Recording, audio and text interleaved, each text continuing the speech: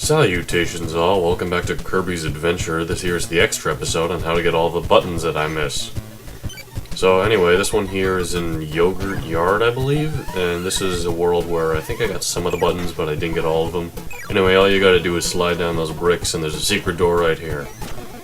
Honestly, some of these buttons aren't that hard, but I didn't want to do them just because they felt so invasive in a normal playthrough. Like, normally you're just going through the level as you would. But when you go after the buttons, you have to consider what ability you have when you go in the level, where you have to use it and such. Anyway, this is the next Yoghurt Yard level. This one's actually a pretty cool secret where you're in this waterfall section, and it's a secret door hiding in one of the areas.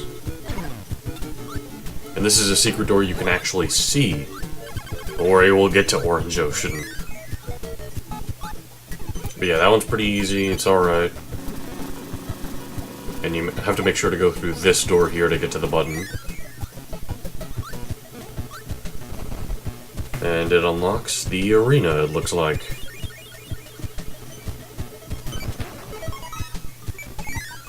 Then we have another Yoghurt Yard stage. I believe this is Yoghurt Guard 5? Anyway, all you gotta do is drop down this slot right here and fly over to this door. It's also pretty easy to find, you just have to kind of explore around the level a bit, but it's not just finding it that's the issue, is that we have to use the fire ability and the high jump ability here, where we use the fire ability to get this cannon going and then high jump to the cannon as quickly as possible. That one's a pretty difficult one just because of how quickly you have to switch abilities. And that unlocks the quick draw in Yoghurt Yard. Though honestly, unlocking the quick draw in any other world is kind of pointless since it's the same in every world. Anyway, this is Yoghurt Guard 6, and this one's pretty difficult because it requires a hammer, and it's the door that requires the hammer is pretty far in the level. It's right here, and you have to use it underwater to break these bricks. Most instances with the hammer you can use the stone ability instead, but you can't use the stone ability underwater, so you have to use the hammer there. And again, there's no hammers in the level, it's pretty far into the level, so you have to carry that hammer through most of the level. It's pretty difficult.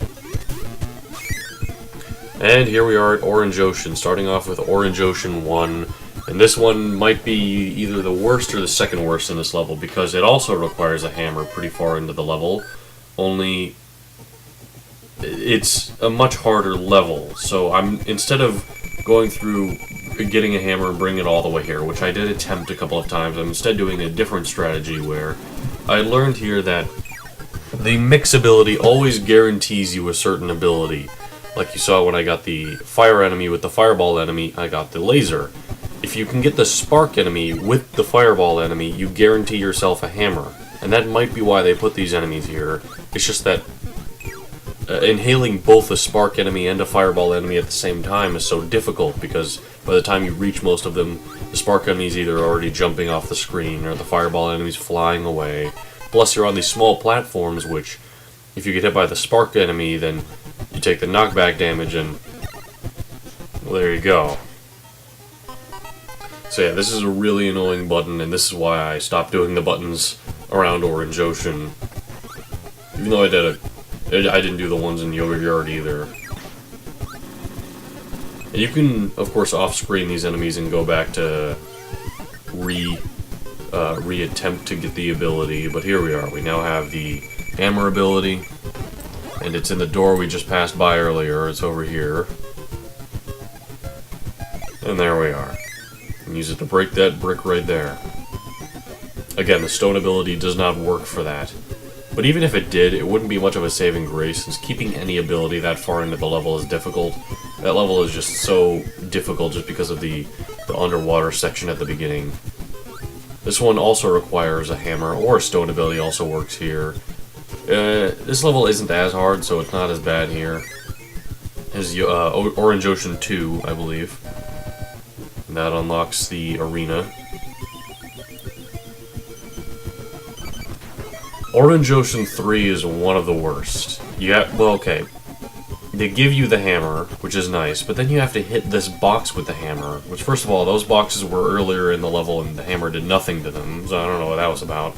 And secondly, after hitting this and flooding the place with water, You then have to go in a hidden door here, which is already stupid, because it's invisible. I don't like that. But then also, okay, you go in this very visible door right here. And what's over here? Well, you see a cannon and a fire enemy, so you think, okay, I gotta use the fire enemy to light the cannon and get to it in time and, you know, blast off.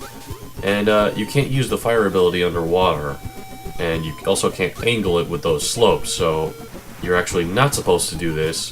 What you're supposed to do is go back to this area, go into this hidden door behind that sword enemy, grab the laser ability, which is tough because you're on 3 platforms, so inhaling an enemy that's at a bit of a distance is difficult for sure.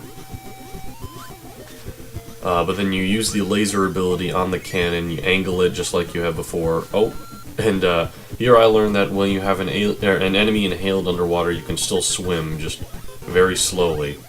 But anyway, you grab the laser ability, you head back into the other room, that was an actually obvious door, and you use the laser ability, angle your shot, and head out of the cannon. That's how you get that one. There was 2 invisible doors, you had to have an ability, or you had to have 2 abilities because the hammer was needed for the box. So that was just... so many premonitions had to be made in order to even attempt to get that button, and if you messed up one of them, then you weren't getting that button. Anyway, this is the Orange Ocean 4, I believe. This one's pretty easy. It's just another hidden door. It's stupid, whatever. That unlocks the egg-catching game. And this here is Orange Ocean 5. This one's also really difficult. Or it might be Orange Ocean 6. I don't know. It's... I don't remember, actually. But this one's really difficult for the sole factor of... you need to light that cannon and make it to the other one in time. And there's a fire enemy, which they're nice enough to give. There's no fireball enemy, which does make this part a lot easier. But there's no way I'm going through the entire level with a fireball ability just to maybe get it. And I just remember this is... I'm pretty certain this is Orange Ocean 5, because there is another button in Orange Ocean, I think. But yeah, so this is the cannon down that hole. And you have to make it down that hole after lighting this rope before the cannon goes off. And there's a lot of enemies in this area, all of which can take your fire ability from you.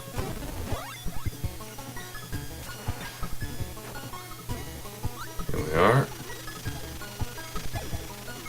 And you have to deal with 2 enemies in the way. And we didn't make it. So, doing all that again, which the best way is just finish yourself off, and then you'll respawn at the door, so pretty nearby. And then my strategy is just to take the hit from the Waddle Doo so you can have invincibility frames for the second enemy, and then you make it through. Of course, the best and most effective strategy is with the fireball, but that level doesn't give you a fireball. Another quick draw.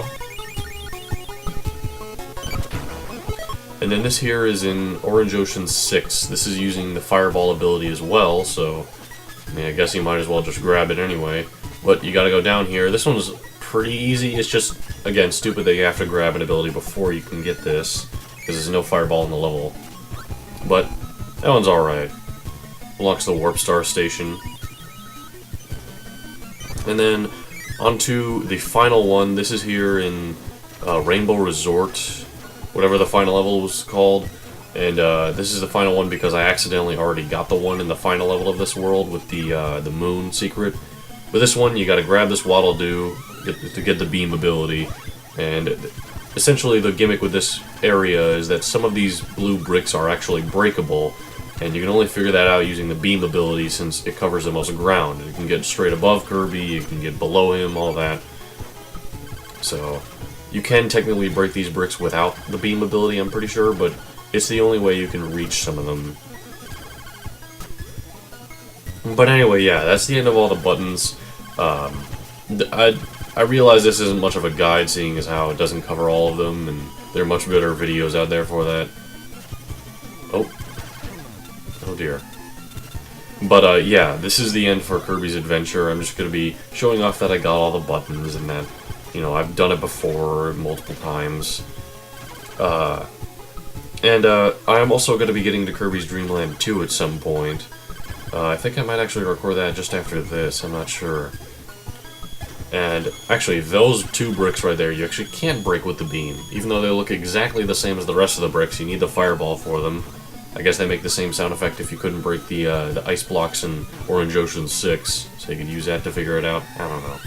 But there's a fireball right here, so at least they're that nice about it. In fact, it would be impossible if you had to exit the level for that ability, because you'd have to re-break all the bricks again.